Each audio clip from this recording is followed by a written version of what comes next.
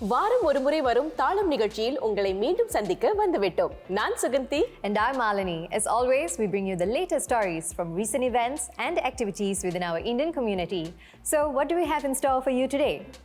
Little இந்தியாவின் வரலாற்றை எடுத்துச் சொல்லும் புத்தகத்தின் வெளியீட்டு விழா. A conference for women to connect, care and contribute. மாணவர்களின் தமிழ் மொழி ஆற்றலையும் அறிவையும் சோதித்த வித்தியாசமான போட்டி நிகழ்ச்சி. Now that sounds like a very interesting lineup. நிச்சயமாக மாலினி, நமது ரசிகர்களும் மிகுந்த ஆவலோடு காத்துக் கொண்டிருக்கிறார்கள். அதனால் தாமதிக்காமல் நிகழ்ச்சியை தொடங்கலாமா? Absolutely. வணக்கம் வணக்கம் வணக்கம். Welcome to another episode of தாளம் Indian Beat. நெஞ்சம் துடித்திடும் அந்த சத்தத்தில் தாளம் முரசு கொட்டும் அந்த மத்தள சத்தம் தாளம்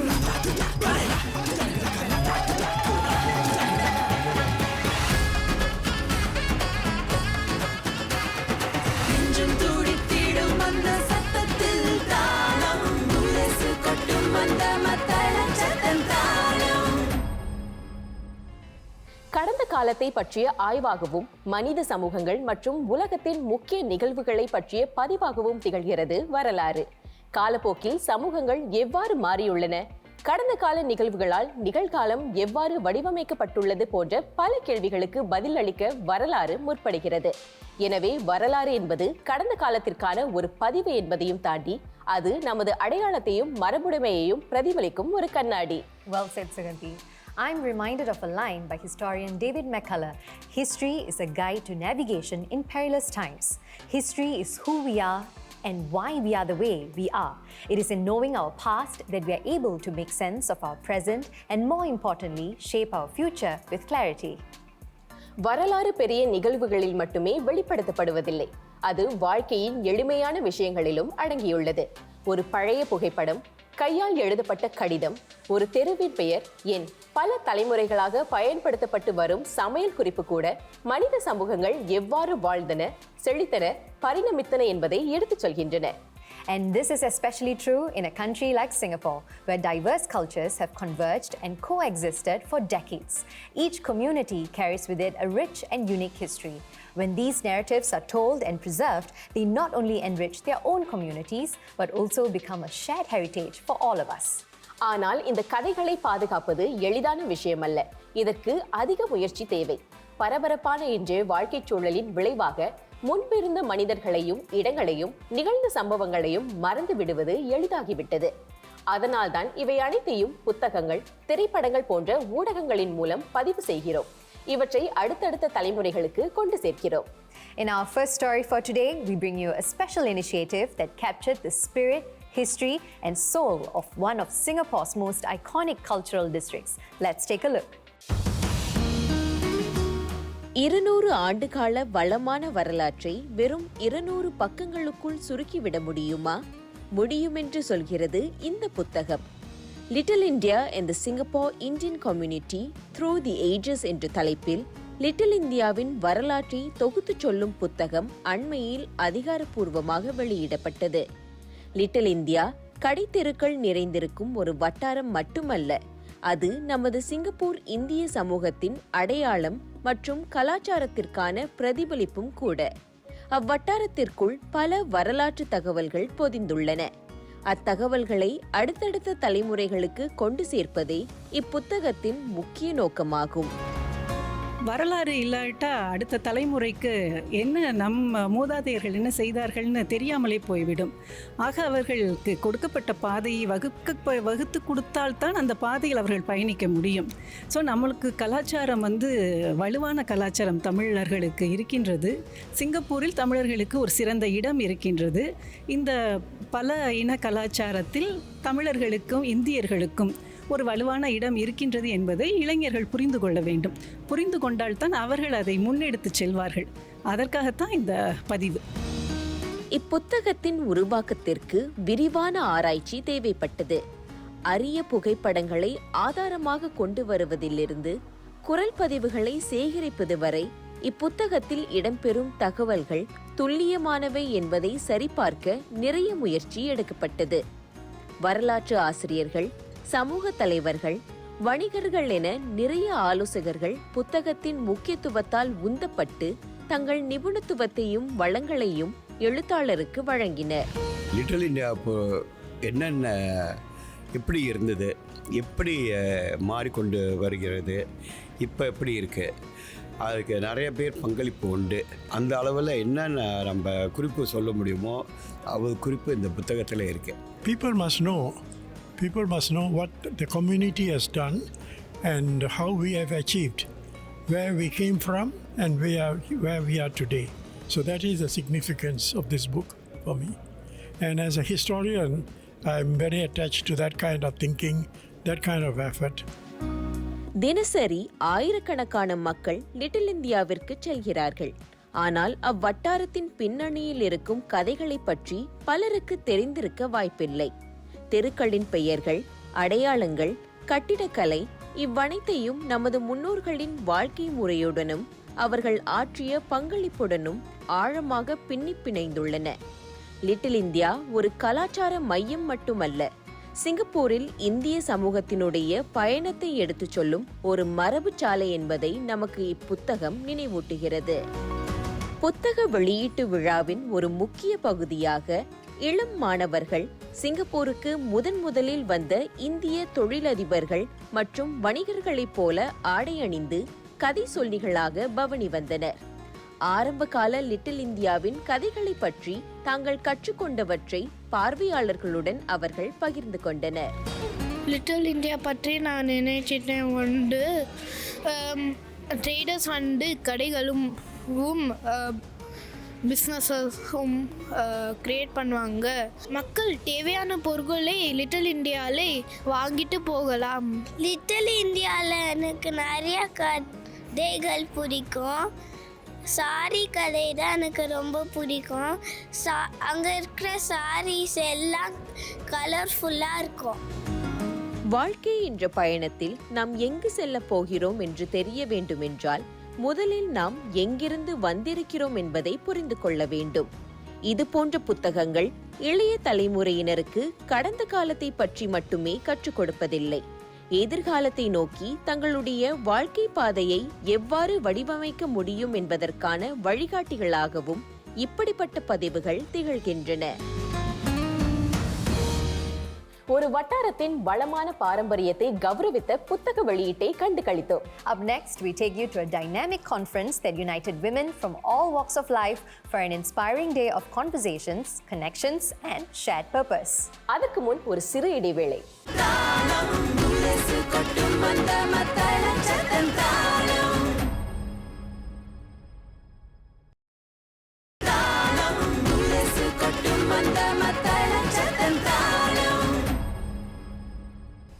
இடைவேளைக்கு பிறகு மீண்டும் இணைகிறோம். You are watching Thalam Indian Beat.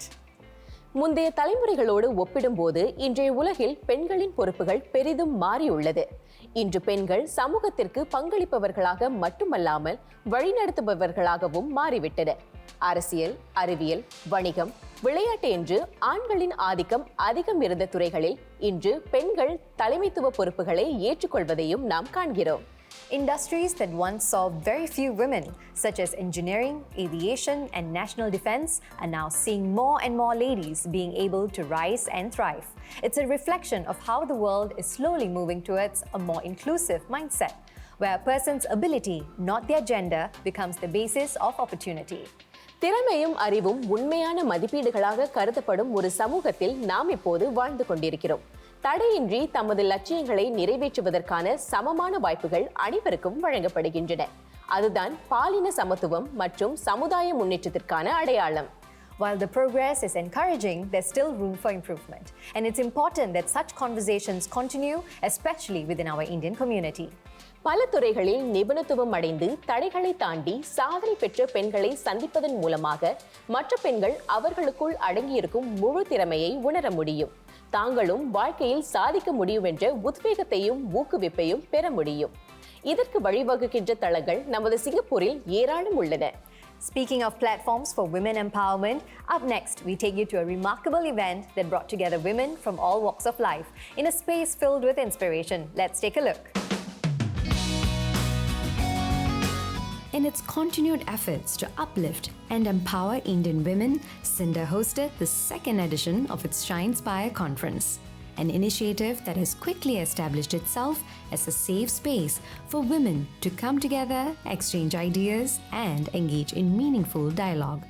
Entirely led by women, the Shinespire Conference is part of Cinda's larger Let Her Shine movement, grounded in the 2022 White Paper on Singapore Women's Development.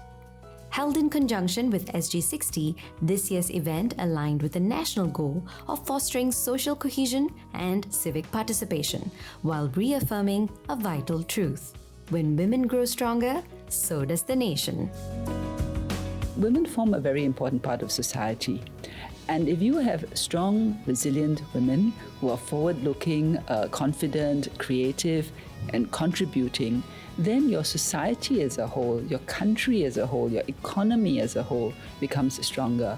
So having strong women will also work towards building a strong Singapore together for the future. So the Let Her Shine program is essentially a mentoring program that we've created to lift Indian women in the community.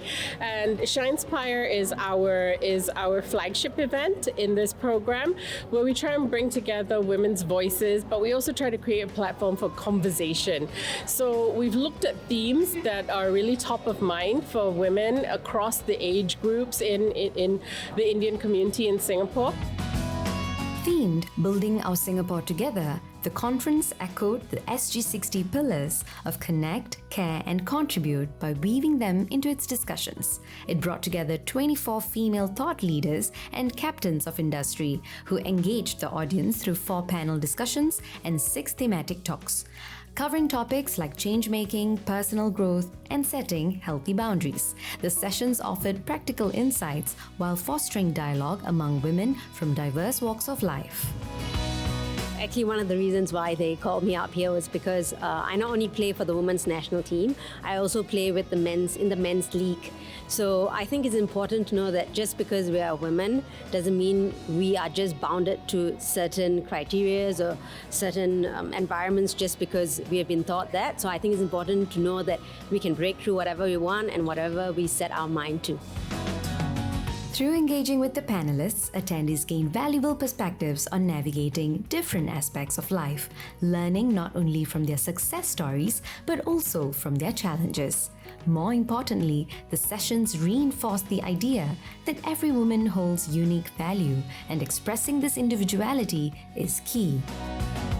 We live in an age of a lot of information. So what happens is sometimes we get lost in that information as well. So having people who have navigated their journeys, there's a lot of wisdom learning from them as well. So we don't have to repeat maybe the same mistakes, right? Also understand like, hey, what has worked, what hasn't worked, and take what we can from that and apply it to our own journeys. Because at the end of the day, we're all very different. And yeah, we can use that information in ways that can work for us as well. We need community around us. We need to see examples around us. We need to feel that also if we are different, that we count. It's time for us to be more self-confident in that what we have to offer is of value, and to create our little communities so that we can actually lift and empower each other. Beyond the knowledge shared, the conference also fostered a strong sense of community and solidarity. It reassured many, particularly young Indian women, that they're not alone in their challenges. The conference normalized an environment where seeking support is encouraged and where stories of resilience from women across different walks of life serve as both comfort and motivation. Through these connections, participants were reminded that inspiration is often just a conversation away. I generally think that when we all connect as a community, that's where we learn and where we get more inspiration. To be really honest, I don't think I joined any of this before, but then right now I really see the strength from coming together and sharing ideas and perspectives. So I'm glad I came. Over the years, Indian women in Singapore have made remarkable progress, breaking boundaries, leading with impact, and redefining what's possible across diverse fields. The Shinespire Conference adds meaningful momentum to this ongoing journey. serving not just as a celebration of how far the community has come, but also as a catalyst for what lies ahead. By fostering connection, confidence, and collective strength, the conference reminds every woman that her voice matters and that a supportive, empowered community stands with her as she continues to shine. ஷைன்ஸ்பயர் மாநாட்டில் பங்கு பெற்ற அனைத்து பெண்களுக்கும் எங்களுடைய மனமார்ந்த வாழ்த்துகள். All right, Suganti, what's up next? அடுத்து மாணவர்களுக்கான ஒரு வித்தியாசமான போட்டி நிகழ்ச்சி. That story coming to you right after this short break. Don't go anywhere.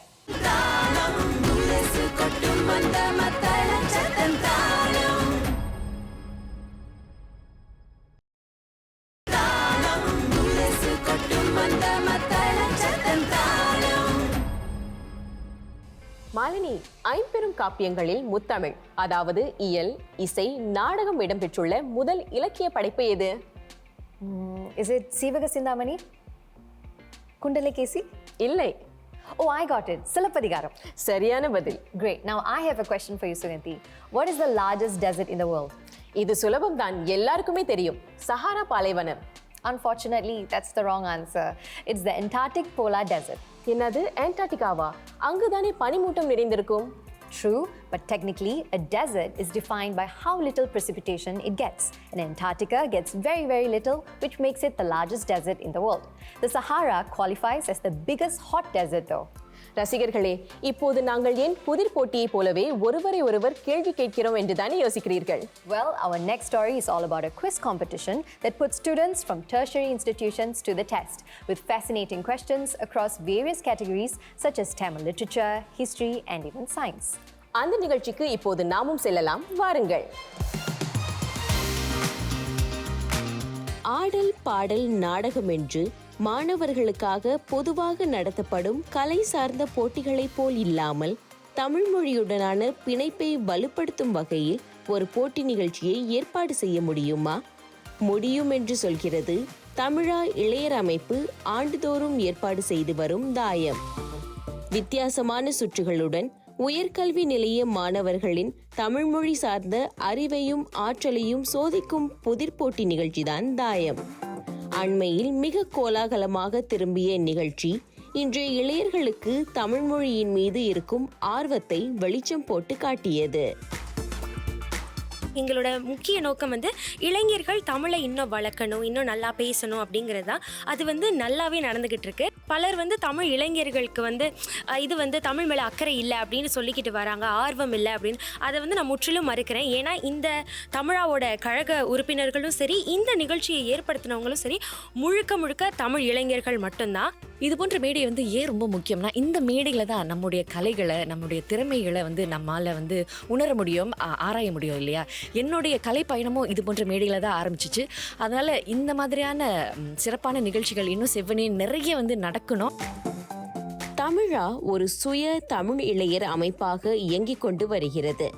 Singapore முழுவதும் உள்ள பல்கலைக்கழகங்கள் மற்றும் பலதுறை தொழிற்கல்லூரிகளைச் சேர்ந்த தமிழ் மாணவர்களை ஒன்றிணைக்கும் தளமாகவும் செயல்படுகிறது.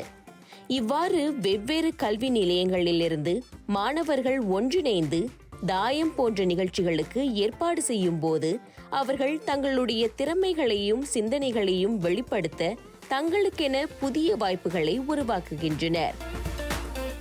இப்போ NTU, NUS இங்கேயும் TLSனால் இருக்காங்க. ஆனால் தமிழால் ஏன் நாங்கள் எல்லாரையும் ஏற்றுக்கிறோம். எங்களுக்கு SITலேருந்து ஆளுங்க இருக்காங்க, பாலியிலேருந்து கூட இருக்காங்க. ஸோ அப்படி இருக்கும்போது நம்ம பலரோட இன்டராக்ட் பண்ணுறோம்.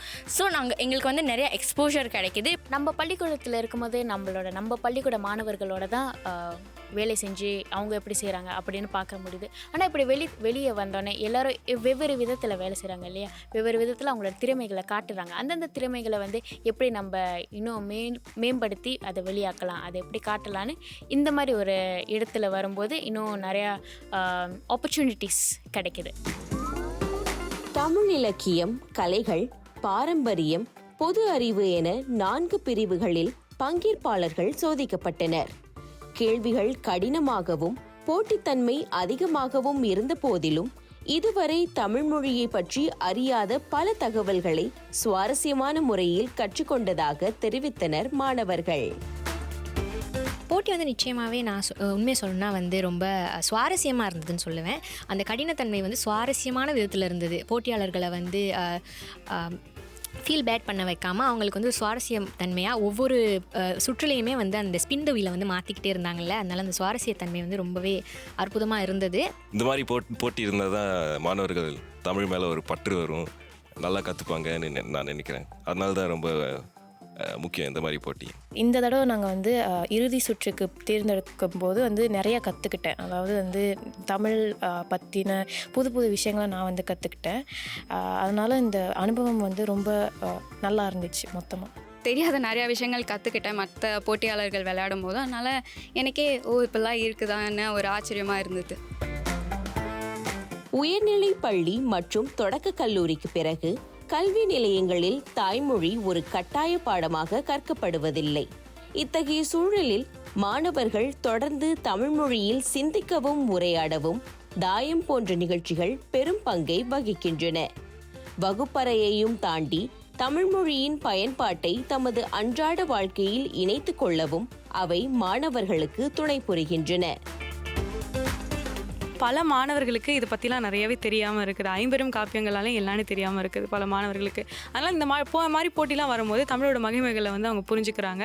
அது மட்டும் இல்லாமல் தமிழர் கலாச்சாரம் பண்பாடு என்னன்னு புரிஞ்சுக்கிறாங்க. அதனால் இந்த மாதிரி போட்டிகள் வந்து மாணவர்களுக்கு ரொம்ப அவசியம் நம்புகிறேன். இலக்கியங்கிறது வந்து நமக்கு முன்னாடி உள்ளவங்க, நம்மளுடைய முன்னோர்கள் வந்து நமக்காக வந்து வச்ச ஒரு சொத்துன்னு கூட சொல்லலாம். அதை வந்து அடுத்த தலைமுறைக்கு கடத்துகிற முக்கியமான பொறுப்பு வந்து நம்மக்கிட்ட இருக்குது. அதனால் அதுக்கு வந்து இது ஒரு நல்ல இடமா இருந்தது. ஏன்னா நம்ம எடுத்துக்கட்டி போய் புதுசாக இலக்கியம்னு தெரிஞ்சுக்க முடியாது. இந்த மாதிரி ஒரு போட்டி நடத்தும் போது நம்ம வந்து அதுக்காக முயற்சி பண்ணும்போது பல விஷயத்தை நம்ம கற்றுக்குறோம். இதன் மூலயமா நம்ம வந்து பிற்காலத்தில் அடுத்த தலைமுறைக்கு நம்ம இதை கடத்தி செல்றதுக்கு இது ரொம்ப முக்கியம்னு நினைக்கிறேன். இளையர்கள் ஒன்று கூடுவதற்கான இது போன்ற தளங்கள் அவர்களிடையே கலாச்சார பெருமையையும் பாரம்பரிய உணர்வையும் வளர்க்கின்றன. இப்படிப்பட்ட முயற்சிகள் அடுத்தடுத்த தலைமுறைகளுக்கும் தமிழ் மொழியை கொண்டு சேர்க்கும். தமிழ் மொழி தொடர்ந்து வாழும் மொழியாய் நிலைத்திருப்பதை உறுதி செய்யும் என்பதில் எந்த சந்தேகமும் இல்லை. And just like that, we've reached the end of this week's program. விடைபெறுவதற்கு முன் ஒரு சிறு சிந்தனை. வலிகள் இல்லாமல் வழிகள் இல்லை. விழிகள் மூடினால் வெற்றிகள் இல்லை. முயற்சி இல்லாமல் மகிழ்ச்சி இல்லை. நம்பிக்கையோடு துணிந்தால் வானமே இல்லை. On that wonderful note, signing off, this is Suganti, Malini. நீங்கள் இதுவரை பார்த்த நிகழ்ச்சி தாளம் Indian Beat. Bye. நெஞ்சம் துடித்திடும் அந்த சத்தத்தில் தாளம் முரசு கொட்டும் அந்த மத்தள சத்தம்